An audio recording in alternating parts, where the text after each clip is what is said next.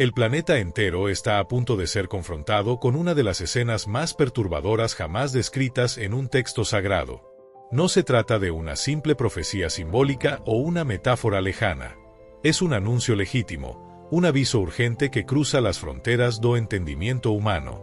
El capítulo 9 del Apocalipsis no solo revela eventos futuros, expone una ruptura brutal entre lo visible y lo invisible, entre lo físico y lo espiritual. Lo que está escrito allí no es una visión poética, sino una advertencia que vibra con la intensidad de lo inevitable. Dentro del libro de las Revelaciones, hay muchas visiones que despiertan temor, pero pocas se comparan con el pavor que emerge de esta parte en particular. Este capítulo no habla de guerras comunes ni de catástrofes naturales. Habla de una época en la que el tormento alcanzará tal magnitud que los seres humanos desearán con todo su ser dejar de existir, y ni siquiera eso les será concedido. El texto declara que buscarán la muerte y no la hallarán, desearán morir y la muerte huirá de ellos. Este versículo no solo impacta, sino que congela el alma. Nos coloca frente a una época venidera en la que el sufrimiento alcanzará dimensiones que el hombre moderno, rodeado de comodidades y avances tecnológicos, ni siquiera puede imaginar. Y lo más escalofriante no es solo el dolor en sí, sino la imposibilidad de escapar de él.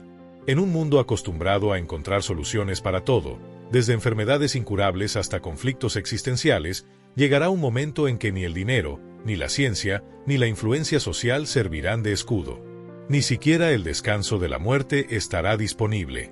Seremos testigos de una humanidad completamente expuesta, sin recursos, sin salidas, sin poder. Pobres y ricos, gobernantes y ciudadanos comunes, todos serán alcanzados por la misma realidad, una angustia prolongada, sin tregua, que afectará cuerpo, mente y espíritu. Esta es la escena más sombría jamás imaginada, no una simple amenaza, sino una muestra palpable del poder absoluto de aquel que reina sobre la vida y la eternidad. Y es aquí donde se revela una verdad que muchos han decidido ignorar. La vida no nos pertenece. La existencia humana no está sostenida por nuestras propias manos, por más que intentemos convencernos de lo contrario. Todo está bajo el control del Creador. Incluso aquello que parece definitivo, como la muerte, no ocurre sin su permiso. En ese tiempo señalado, ni la muerte podrá ser invocada como alivio. Lo que este pasaje revela va más allá del juicio. Nos expone el resultado de siglos de rechazo, de corazones endurecidos, de una humanidad que se distanció de su origen divino. Y cuando el abismo sea abierto, no serán solo figuras simbólicas las que emerjan, sino realidades espirituales que han estado confinadas, esperando el momento de manifestarse. Criaturas liberadas de una prisión invisible, agentes de un juicio que trasciende lo físico. Y mientras todo esto ocurre, el cielo, la tierra, el aire, todo dará señales claras de que lo sobrenatural ha invadido lo natural. Y aún así, en medio de esta agonía, la reacción de muchos no será volverse al Creador. No buscarán redención. No levantarán los ojos hacia el cielo en busca de perdón. En su lugar, suplicarán por el fin, sin entender que ese mismo fin solo puede ser otorgado por aquel a quien durante tanto tiempo rechazaron.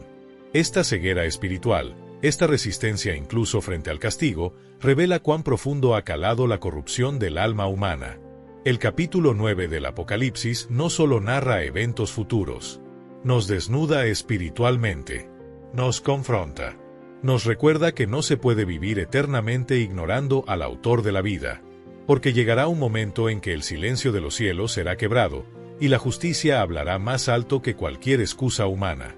Y es en este ambiente de oscuridad creciente donde el relato del Apocalipsis toma un giro aún más profundo e inquietante. La imposibilidad de morir no es solo una consecuencia perturbadora, sino el preludio de una revelación aún más tenebrosa.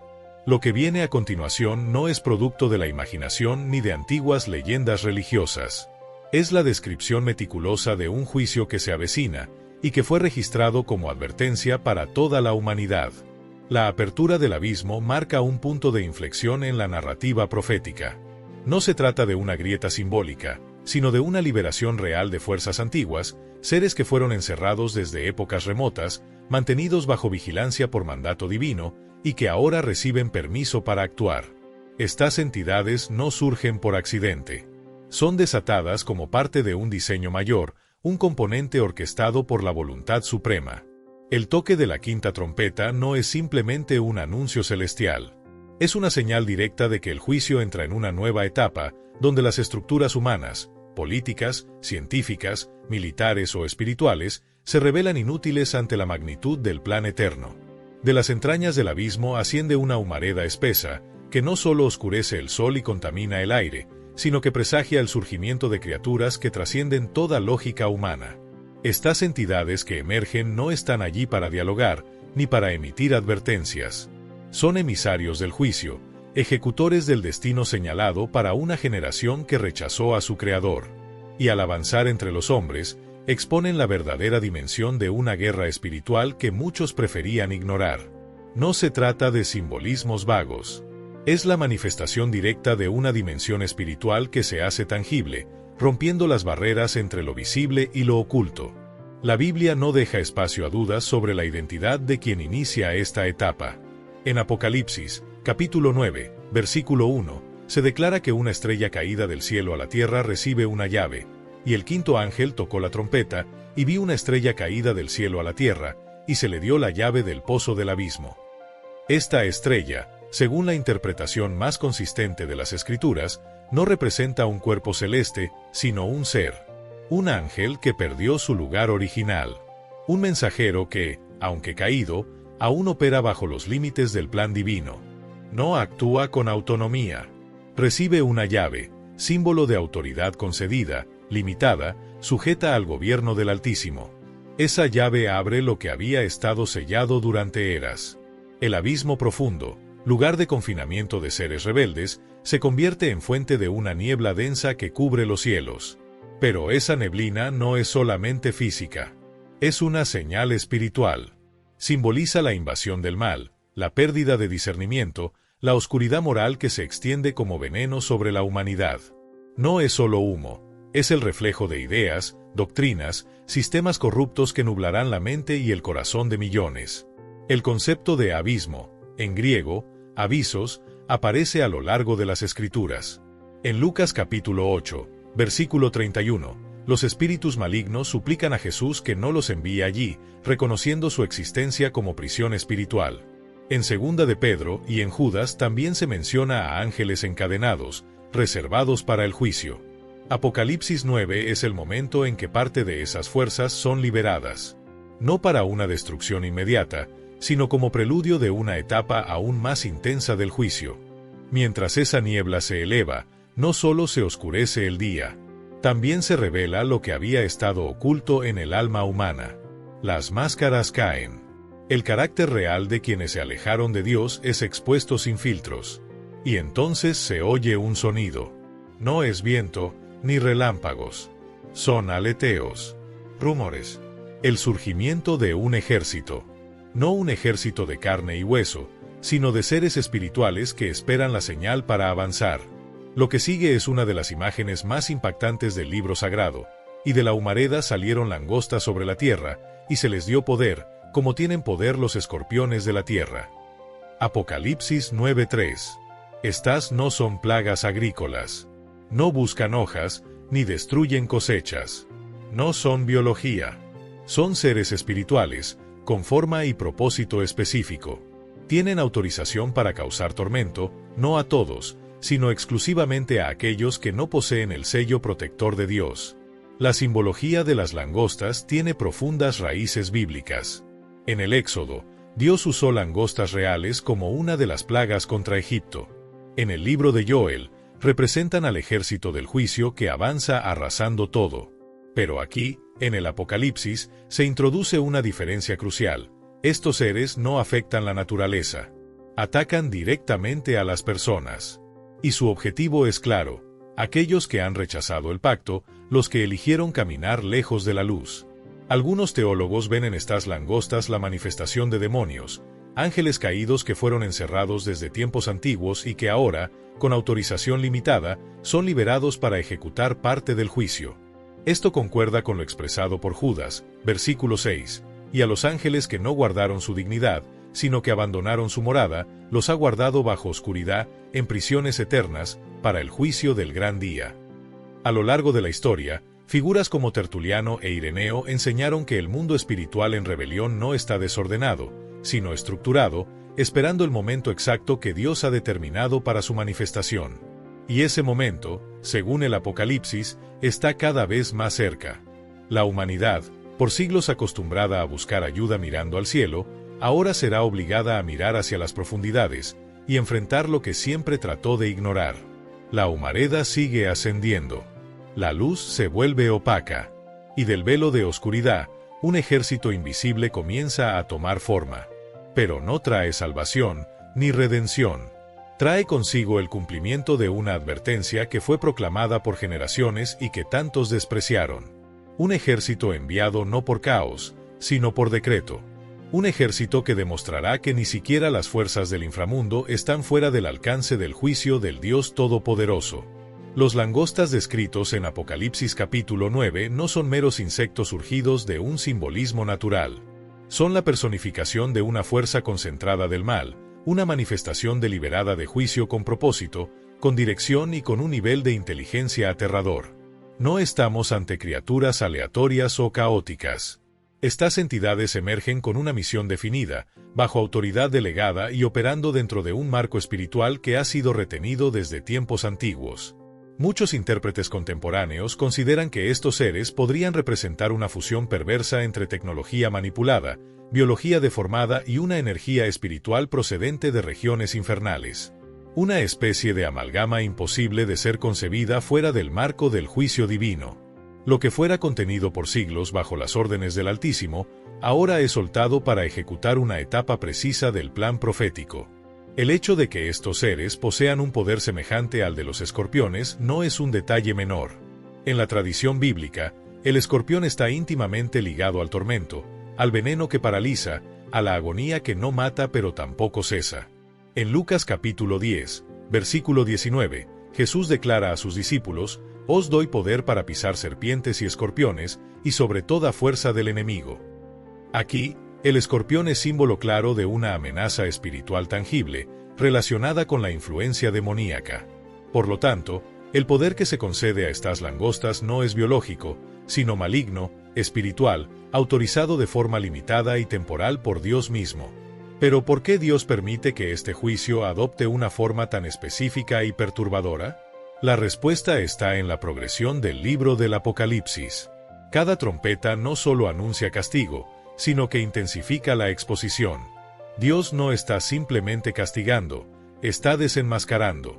Aquellos principados y potestades que durante milenios operaron en la oscuridad, manipulando imperios, corrompiendo sistemas religiosos, infiltrando ideologías, son ahora sacados a la luz y obligados a revelarse abiertamente ante la humanidad. Es como si el Creador declarara: «Los adoraron en secreto. Ahora los verán tal como son». Lo oculto se vuelve visible. Lo tolerado se transforma en agresión directa. Y aún así, su misión es limitada. No pueden matar. Solo pueden atormentar durante 5 meses. Este detalle es teológicamente fascinante. El número 5, dentro de la simbología bíblica, se asocia con la gracia. Pero en este contexto, la gracia se presenta de forma inversa, como una suspensión de la sentencia final, un espacio donde la agonía aún puede llevar al arrepentimiento. Esta restricción impuesta por Dios, permitir el dolor pero no la muerte, revela que incluso en medio del juicio, hay un mensaje. No es destrucción por destrucción. Es revelación. Es confrontación. Es un llamado estridente al alma humana. El propósito de estas criaturas no es aniquilar, sino hacer sentir el peso de una existencia desconectada de la verdad. Un sufrimiento que no solo es físico, sino también espiritual, psicológico, profundo. Un dolor que atraviesa cuerpo, mente y alma, y que no ofrece salida. La humanidad siempre intentó racionalizar el mal, explicarlo con teorías sociales o biológicas. Pero ahora, ese mal toma forma, toma voz. Se presenta como lo que siempre fue, un enemigo antiguo, despiadado, consciente. Y aún hay más. El juicio no es indiscriminado. Estas entidades infernales no pueden tocar a los que poseen el sello de Dios en sus frentes. Este detalle confirma lo que las Escrituras siempre han enseñado, que Dios conoce a los suyos, y aún en medio del caos más absoluto, distingue entre los marcados por la fe y los que eligieron la rebelión. Esta escena refleja directamente Ezequiel capítulo 9, donde los mensajeros celestiales exterminan, pero preservan a los que llevan la señal del Altísimo. El Apocalipsis, una vez más, se revela como la consumación de juicios anteriores, repetidos con nueva intensidad para una generación final. Algunos estudiosos han especulado que esta plaga podría estar relacionada con tecnologías ocultas, manipulación genética o incluso fenómenos interdimensionales más allá de nuestra comprensión actual. Es completamente plausible que lo que Juan observó fuera tan complejo, tan ajeno a los recursos lingüísticos de su época, que solo pudo describirlo usando imágenes que conocía: langostas, escorpiones, guerra. Pero lo que está claro es que él fue testigo de algo que no pertenece a este mundo. Y a medida que estas criaturas se desplazan sobre la tierra, queda claro que no actúan de forma desorganizada. Ellas tienen un líder, un rey, y su apariencia será el próximo escalón en la revelación del juicio. Lo que Juan describe a continuación desafía toda concepción racional. En Apocalipsis capítulo 9, versículos del 7 al 10, él intenta, con palabras humanas, narrar una visión que trasciende el entendimiento. El aspecto de las langostas era semejante a caballos preparados para la batalla. Sobre sus cabezas tenían coronas como de oro, sus rostros eran como rostros de hombres. Tenían cabellos como de mujeres, y sus dientes eran como de leones. Tenían corazas como de hierro, y el sonido de sus alas era como estruendo de muchos carros de caballos corriendo a la batalla. Y tenían colas como de escorpiones, y en las colas tenían aguijones, y su poder era hacer daño a los hombres durante 5 meses. Este es uno de los pasajes más simbólicamente densos de toda la Biblia. Cada elemento tiene un propósito. Cada imagen transmite una verdad espiritual envuelta en espanto. La figura del caballo de guerra representa fuerza, velocidad, preparación para atacar. Estos seres no son caóticos. Tienen blanco. Tienen estrategia. Las coronas como de oro indican autoridad, pero una autoridad falsa. Un poder corrupto que ha sido permitido solo para ejecutar juicio. Rostros como de hombres. El aspecto más inquietante nos dice que estas criaturas tienen inteligencia. Son conscientes. No actúan por instinto, sino por intención. Son racionales en su crueldad. Los cabellos como de mujeres evocan seducción, engaño. Una belleza distorsionada que atrapa y confunde. Los dientes como de leones hablan de un poder depredador. No solo hieren, desgarran. Arrancan lo más profundo del ser. Las corazas de hierro simbolizan invulnerabilidad. Nada las puede detener. Ni armas humanas, ni invocaciones religiosas que no estén alineadas con la voluntad divina. El sonido de sus alas no es un zumbido. Es un estruendo de guerra. Anuncia pánico antes de atacar. Y sus colas como de escorpiones, el aguijón que hiere desde atrás, revelan una agresión cobarde, sorpresiva, traicionera. Un veneno que actúa después del paso, dejando un rastro de desesperación. 5 meses. Una estación completa en el calendario hebreo. Como si Dios dijera: así como hubo cosechas de bendición, ahora habrá cosechas de tormento. Y lo más perturbador es que, a pesar de esta experiencia, muchos no se arrepentirán. El orgullo humano permanecerá intacto incluso frente al dolor más extremo. El juicio no destruye por completo. Expone, revela, clama, pero no obliga. Y esa será la tragedia final, que incluso frente al rostro del juicio, habrá quienes rechacen la gracia que aún se ofrece. Los días venideros estarán marcados por un dolor insoportable, un cielo que parecerá lejano y una nube perpetua de oscuridad que cubrirá a los pueblos como recordatorio de que el tiempo para decidir se ha desvanecido. Pero lo que se aproxima no traerá alivio, sino una escalada aún más aterradora del juicio divino. Al sonar la sexta trompeta, el tormento espiritual que había envuelto a la humanidad durante 5 meses será reemplazado por una mortandad sin precedentes. Los límites del sufrimiento humano serán una vez más llevados más allá de cualquier marco concebible. Aparece entonces el rey del abismo. Los langostas demoníacas que esparcieron desesperación no actuaban sin dirección. Ellas seguían órdenes, tenían propósito, y su líder finalmente es revelado. Apocalipsis capítulo 9, versículo 11, declara que tenían sobre sí por rey al ángel del abismo, cuyo nombre en hebreo es Abadón y en griego Apolión. Este pasaje encierra una riqueza espiritual formidable. A diferencia de otros textos bíblicos donde los langostas actúan sin liderazgo, como se afirma en Proverbios 30, versículo 27, aquí se rompe esa regla natural. Este ejército posee un soberano, lo que confirma su origen sobrenatural y su función como brazo ejecutor del juicio celestial. El nombre Abadón significa destrucción, y Apolión, su equivalente griego, se traduce como el destructor. No estamos ante un título funcional, sino ante la identidad de una entidad espiritual específica. Este ser, distinto de Satanás, es retratado como un ángel caído confinado en el abismo, liberado solamente cuando el pozo es abierto por mandato divino. Es probable que se trate de uno de los príncipes del reino de las tinieblas, designado para comandar la operación de tormento durante esta etapa del juicio. Abadón también aparece en el libro de Job como símbolo del reino de los muertos y la desintegración espiritual definitiva. Aquí, no es solo una fuerza impersonal, tiene forma, nombre, jerarquía y reconocimiento entre las huestes infernales. Esta revelación nos recuerda que el mal no es desordenado. El infierno tiene estructura. Las tinieblas operan bajo un sistema. Hay disciplina dentro del caos, una disciplina orientada a la condenación.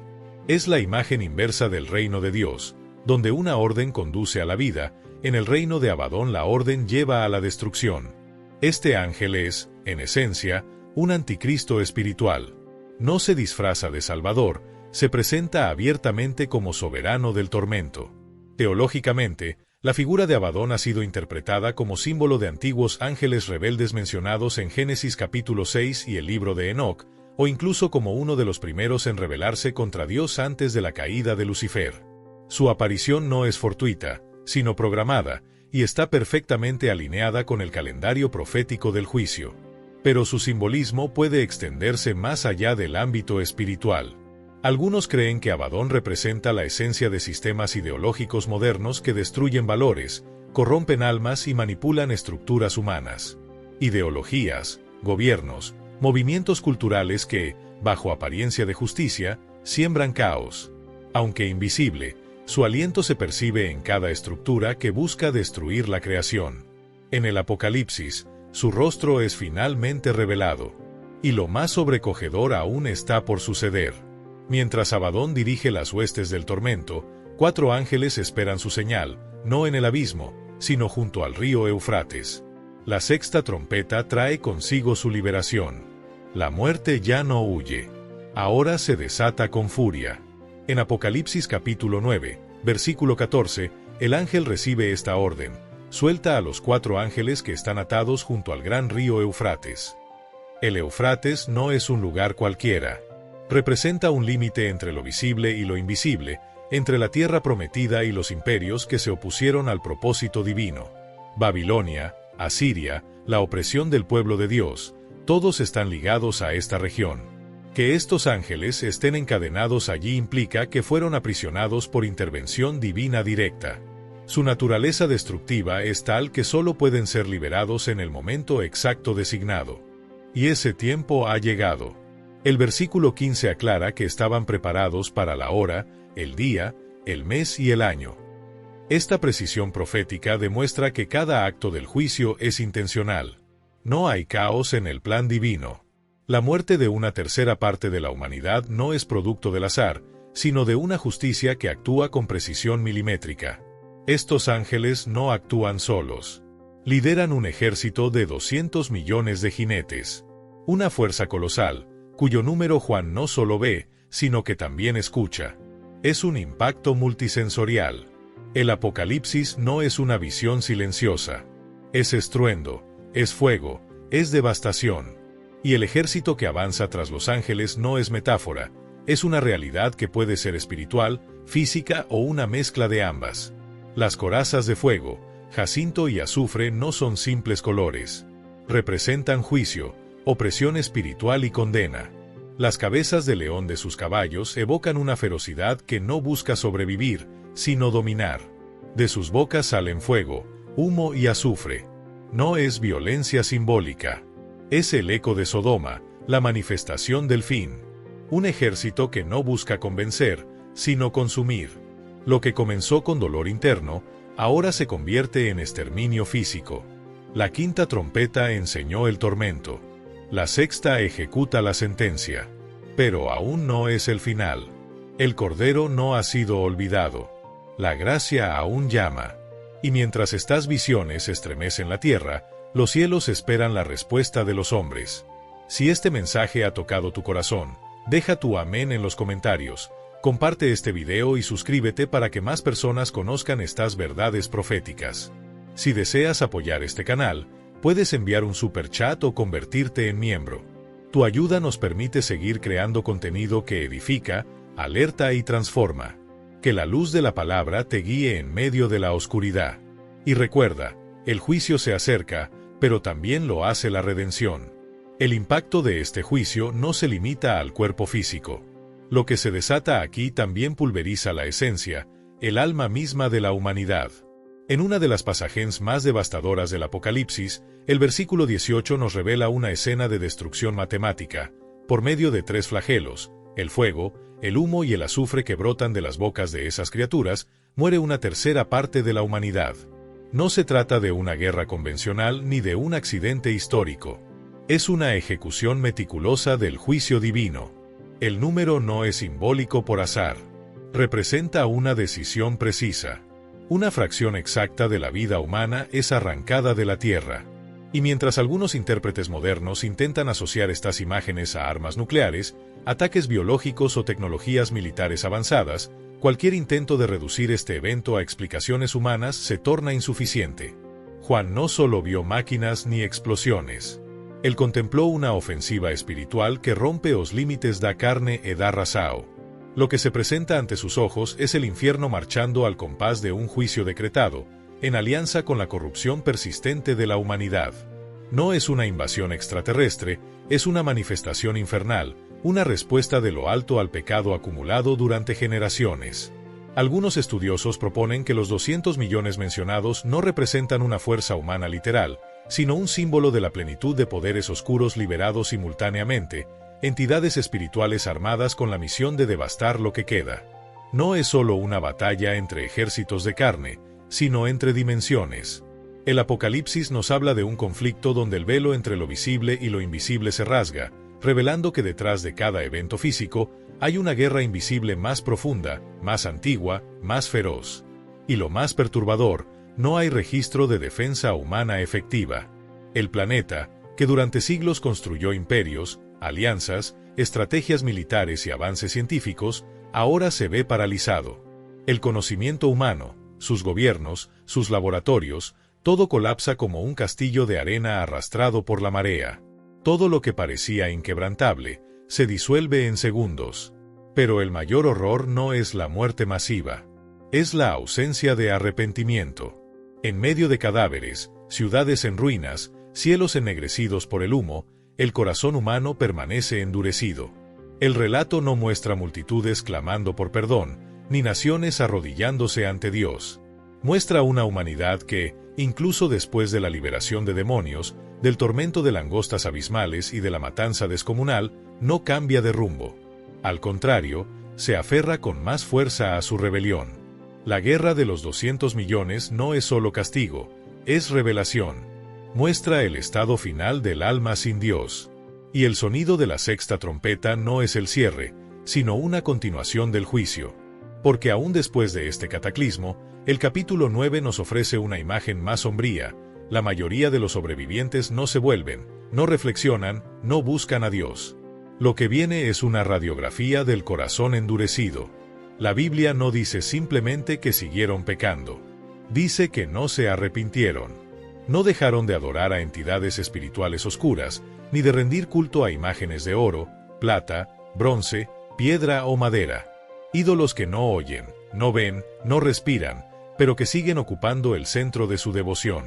Los versículos 20 y 21 son un eco desgarrador de esta verdad. Y los hombres que no murieron por estas plagas no se arrepintieron de las obras de sus manos, ni dejaron de adorar a los demonios, ni a los ídolos, tampoco se arrepintieron de sus asesinatos, ni de sus hechicerías, ni de su inmoralidad sexual, ni de sus robos. Esta no es una lista de acciones. Es un retrato espiritual. Es la condición de una generación que ha cruzado la línea, no solo en comportamiento, sino en identidad. Son esclavos voluntarios del pecado. Y lo más inquietante, aún después de ver el abismo abrirse, el cielo rugir, la muerte marchar, no cambian. Y aquí surge una de las revelaciones más impresionantes del capítulo. Juan afirma que no dejaron de adorar a los demonios. Esto no es metáfora. Es un recordatorio de que detrás de toda idolatría, detrás de cada estructura que desplaza a Dios, sea política, económica, cultural o ideológica, hay una presencia espiritual oscura. El culto moderno puede no tener altares de piedra, pero tiene plataformas, sistemas, narrativas que promueven la independencia de Dios y el ensalzamiento del ego. Las imágenes siguen ahí, aunque ahora se llamen estatus, poder, placer, influencia. La palabra usada para hechicerías es pharmakeia, término griego que sugiere no solo magia o brujería, sino también manipulación mental, consumo de sustancias, control espiritual. Es una sociedad narcotizada, dominada por adicciones, físicas, ideológicas, emocionales, que ciegan el alma. Juan no está describiendo solo a una civilización que peca. Está retratando a una humanidad que ya se entregó por completo, que normalizó lo impensable, que abraza la oscuridad no por ignorancia, sino por elección. Esto nos lleva a una de las verdades más duras de las Escrituras: ni el juicio más severo garantiza el arrepentimiento. Ni los milagros más asombrosos, ni la muerte más cercana, ni las señales más claras transforman a quien ha decidido no escuchar. Solo el Espíritu de Dios puede quebrantar un corazón. Y cuando ese espíritu es resistido una y otra vez, llega un momento en que ya no hay sensibilidad, ni dolor, ni clamor. Solo silencio. Y en ese silencio, el eco de una humanidad que, incluso ante el Apocalipsis, prefiere adorar sus ídolos antes que rendirse a su Creador. Lo que Juan describe no es desesperanza. Es advertencia. No para el futuro, sino para el presente. Porque si ese es el destino de los que persisten en la rebelión, entonces el momento de reaccionar no es cuando suene la trompeta, sino ahora. Hoy es el día para despertar. Hoy es el día aceptable. Hoy el Espíritu de Dios todavía habla. Pero no hablará para siempre. Y lo más asombroso, incluso en medio de este caos, Apocalipsis nos recuerda que nada ocurre fuera del dominio de Dios. Cada criatura liberada, cada trompeta tocada, cada ángel que se mueve, lo hace por decreto, no por accidente. El abismo no se abre porque sí. La estrella caída no actúa sola. La llave del abismo es dada. Eso significa que hay una orden superior, un control perfecto. Incluso el infierno necesita permiso. El juicio no es anarquía, es justicia cronometrada. Exacta. Milimétrica. Ni un segundo antes, ni un segundo después. El versículo 15 lo deja claro. Los 4 ángeles del Eufrates estaban preparados para la hora, el día, el mes y el año. Cada evento, cada desastre, cada trompeta, todo obedece un plan mayor. Y ese plan sigue en marcha. Aún hay trompetas que no han sonado. Aún queda un libro por abrir. El reloj de Dios no se ha detenido. Por eso, si escuchas su voz, no endurezcas tu corazón. Esa precisión milimétrica en el tiempo no es simplemente una figura literaria, sino una evidencia estratégica del dominio absoluto de Dios sobre todo lo creado, incluso sobre los juicios más severos. Los ángeles mencionados no podían actuar antes, ni atrasarse un solo instante. Estaban detenidos, restringidos, atados al momento exacto señalado por la voluntad divina. No es que esperaban su turno, es que eran parte de un cronograma sagrado. Esta escena desmantela por completo la idea errada de que existe una guerra de fuerzas equilibradas entre el bien y el mal, como si Dios y el adversario estuvieran atrapados en un combate parejo. Lo que Apocalipsis muestra es lo contrario. Dios no disputa territorio con Satanás. Él no se ve sorprendido ni amenazado. Incluso los enemigos del cielo se convierten en piezas que Él usa para cumplir propósitos de justicia. Al igual que ocurrió en el Éxodo con el faraón, cuyo corazón fue endurecido para que el poder de Dios se revelara con mayor gloria, aquí los mensajeros del caos solo actúan cuando el trono les concede permiso. No porque Dios cause el mal, sino porque su soberanía es tan inmensa que hasta la rebelión termina sirviendo a su justicia. Esto también trae consuelo a los que le pertenecen. Porque incluso entre el rugido de los caballos del juicio, en medio de la nube negra que brota del abismo, el cielo no pierde el control. El Apocalipsis no es una historia de desastres fortuitos, es el despliegue detallado de un plan eterno, escrito antes de la creación del mundo. El mismo Cordero que abre los sellos es aquel que venció la muerte. El Padre que permite los juicios es el mismo que ha marcado a los suyos con un sello invisible de protección. Y hay aquí un misterio profundo que merece ser comprendido. El juicio, aunque temible, es también una forma extrema de misericordia. Expone el mal con toda su crudeza para que nadie pueda decir que no lo vio. No es una teoría, es una manifestación concreta de la justicia de Dios, contrastando su reino con el sistema caído de los hombres. En ese contraste, se revela la profundidad del pecado humano y la altura majestuosa de la soberanía celestial. Incluso cuando el infierno se mueve, lo hace dentro de límites definidos por su Creador. Muchos se preguntan, ¿por qué un Dios bueno permitiría tanto dolor? Pero esa pregunta, aunque legítima, solo encuentra respuesta cuando se mira desde la eternidad. El juicio no es crueldad sin propósito, es una revelación. Revela lo que el pecado intentó esconder. Muestra cómo un mundo sin Dios cava su propia destrucción. Pero incluso en la desolación, Dios mantiene el control total. Los que llevan el sello no son tocados. El tormento tiene una duración exacta. El ejército no actúa con libertad total, sino bajo comando. El caos tiene límites. La destrucción no es desatada, es medida.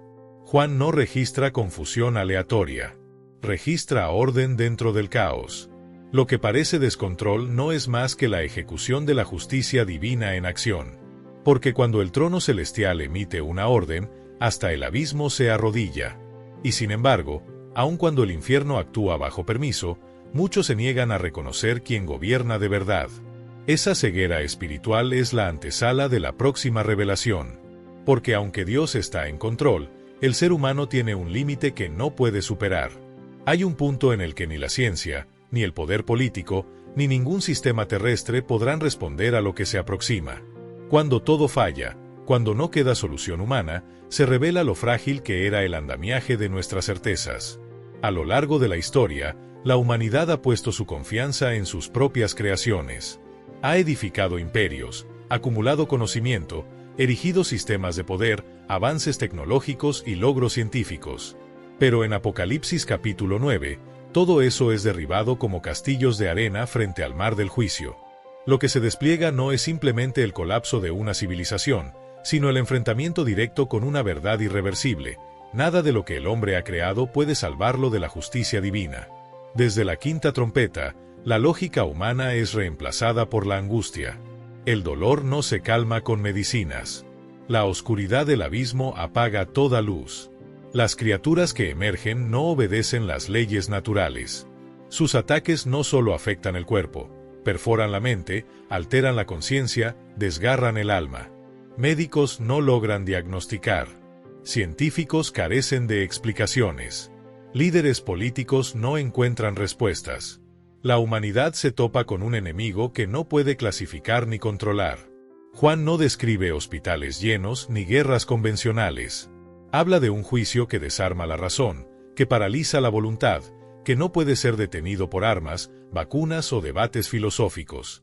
Es un castigo que toca lo más profundo del ser, la identidad, la psique, la esencia. Es el colapso del orgullo humano ante la evidencia irrefutable del día del Señor. Y hay aquí un detalle poderoso.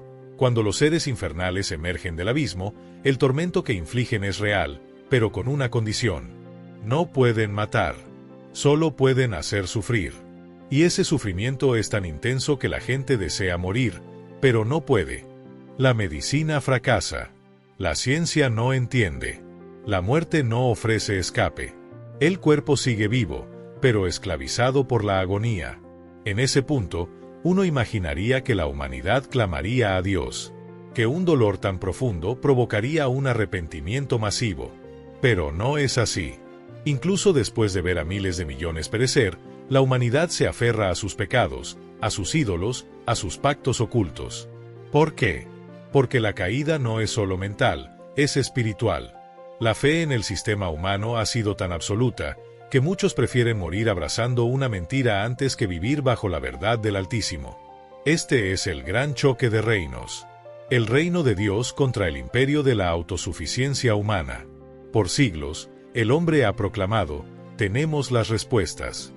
Pero ahora, frente a lo sobrenatural, toda torre de Babel moderna se derrumba. Las tecnologías que prometieron inmortalidad se revelan inútiles. La medicina, otrora celebrada como el milagro de la era moderna, no puede tocar la raíz del tormento. Las naciones que acumularon poder y riqueza no tienen defensa ante el sonido de una sola trompeta celestial.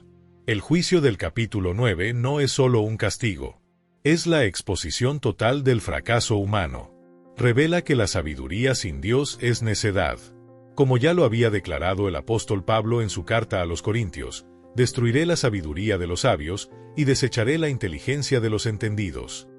Ese versículo se materializa aquí con fuerza profética. Dios no necesita desatar terremotos ni incendios para derribar las estructuras humanas. Basta con dejarlas frente a una realidad que escapa por completo a su lógica. Hay una generación que creyó que el conocimiento salvaría al mundo.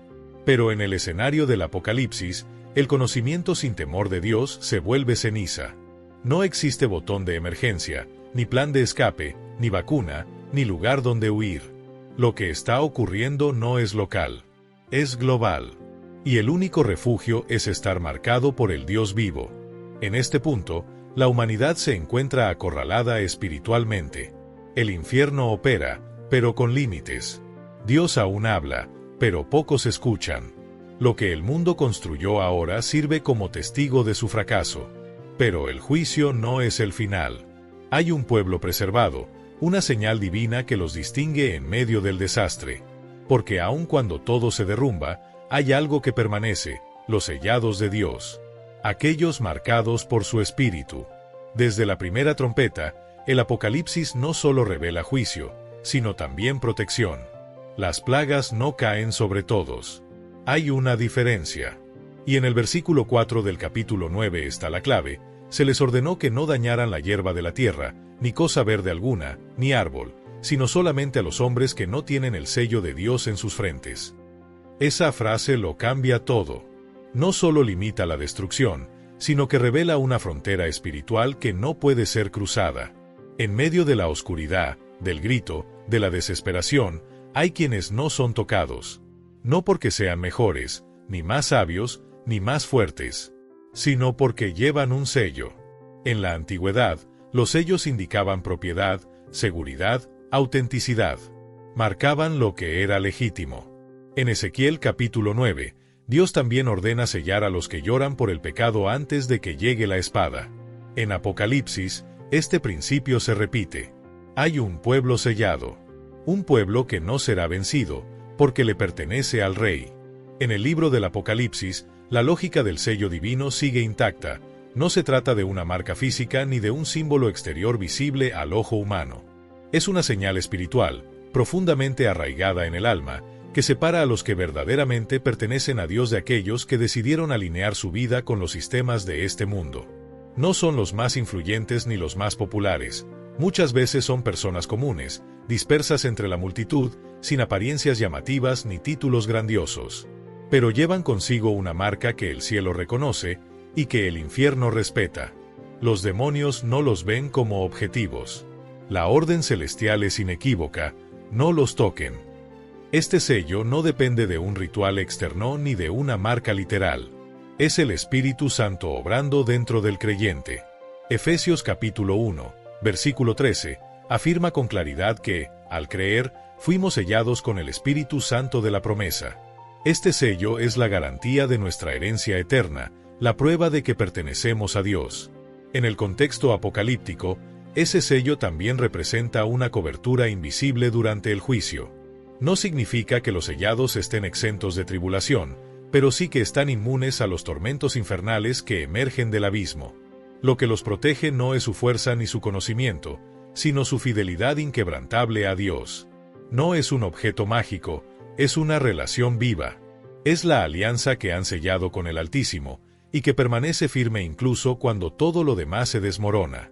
El sello es más que una defensa. Es un lenguaje espiritual que solo el cielo y el infierno entienden. Un código eterno que indica propiedad divina. Es como una antorcha encendida en medio de la oscuridad, imposible de apagar por las tinieblas. Pero hay aún una capa más profunda en este misterio. A través del sello, Dios nos está enseñando que el dolor, cuando es permitido, no es aleatorio. En medio del juicio, hay intención. Hay justicia. Hay distinción. El Apocalipsis no representa el caos sin orden, sino la consumación de un orden que el mundo rechazó. Los demonios que salen del abismo no atacan árboles ni hierbas. No dañan el ecosistema. No son plagas ecológicas. Son instrumentos espirituales enviados con una misión específica: atacar solamente a quienes no han sido sellados. Este principio nos lleva inevitablemente a recordar lo ocurrido en Egipto. Cuando las plagas cayeron sobre los egipcios, el pueblo de Dios en Gosén fue preservado. Mientras todo el país era envuelto en tinieblas, en las casas de los hebreos había luz. Aquí, en Apocalipsis, este patrón se repite, pero a escala mundial. El sello no solo protege, también testifica. Es una prueba viva de que Dios no se ha olvidado de los suyos, que aún en medio de la tribulación, Él conoce a cada uno por nombre. Pero atención, ese sello no aparece en el momento del juicio. Ya estaba allí desde antes. Nadie es sellado mientras el abismo se abre. El tiempo del sello es ahora, en el presente, en el tiempo de la gracia. Es cuando el Evangelio aún resuena y el Espíritu Santo aún toca corazones. Cuando la trompeta suena, ya no es hora de decidir. Solo queda visible quién pertenece y quién rechazó pertenecer. Y hay algo más que conmueve profundamente. Los sellados no escapan del mundo. No son removidos del escenario. Permanecen aquí. Están presentes mientras todo lo demás cae. No para sufrir como los demás, sino para testificar. Son testigos vivientes de que Dios está entre los hombres. Su presencia silenciosa, su resistencia en medio del caos, será un faro de esperanza para los que aún puedan ver. Ellos son luz en medio de la oscuridad, firmeza en medio del temblor. Pero la historia no termina aquí. Aún no hemos oído la séptima trompeta. Aún queda una última respuesta del cielo a la rebelión de la tierra. El capítulo 9 del Apocalipsis no solo nos muestra el juicio, también nos revela algo mucho más valioso: el corazón de Dios. Un Dios que, incluso mientras permite que se abran las puertas del abismo, aún cuida a los suyos. Un Dios que extiende su mano sobre aquellos que le son fieles. A lo largo de esta visión, hemos visto el derrumbe de imperios humanos, el colapso de los sistemas que intentaron reemplazar a Dios, y el llanto de los que buscaron salvación donde no había. Pero también hemos visto que, aunque las sombras se multipliquen y el humo cubra el cielo, hay una luz que no se apaga. Esa luz es Cristo. Esa protección es Cristo. Y esa salvación sigue disponible hoy. Mientras escuchas este mensaje, mientras el Espíritu aún susurra al corazón, este sigue siendo el tiempo de la gracia. Este es el momento para reflexionar, para decidir, para volver al trono. El sello de Dios no se recibe durante el juicio, se recibe ahora, en el tiempo en que la puerta todavía está abierta. Hoy es ese día. Hoy es la hora de decir: Señor, yo quiero tu sello. Quiero pertenecer a ti. Aún en medio del humo, del terror, de las trompetas, quiero estar bajo tu cobertura. Y si hoy, mientras escuchas estas palabras, sientes en tu interior el deseo de reconciliarte con tu Salvador Jesucristo, tal vez porque te has alejado, o tal vez porque hoy quieres comenzar un nuevo camino con Él, no ignores esa voz. Comenta aquí abajo con fe y sinceridad: Te acepto, Señor Jesús, como mi único y suficiente Señor y Salvador.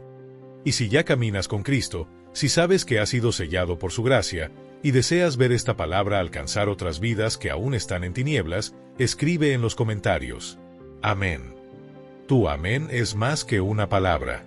Es una proclamación pública de que perteneces al Cordero. Es una semilla de luz plantada para que este mensaje siga tocando corazones. Comparte esta enseñanza. Deja que esta luz atraviese la neblina de este mundo, alcanzando a aquellos que aún no saben que hay un refugio seguro en medio de la tormenta. Que el Dios de toda justicia y misericordia esté contigo hoy, y por toda la eternidad. Y mientras el mundo corre hacia el cumplimiento de todas las cosas, que tú y yo seamos encontrados fieles, firmes y sellados.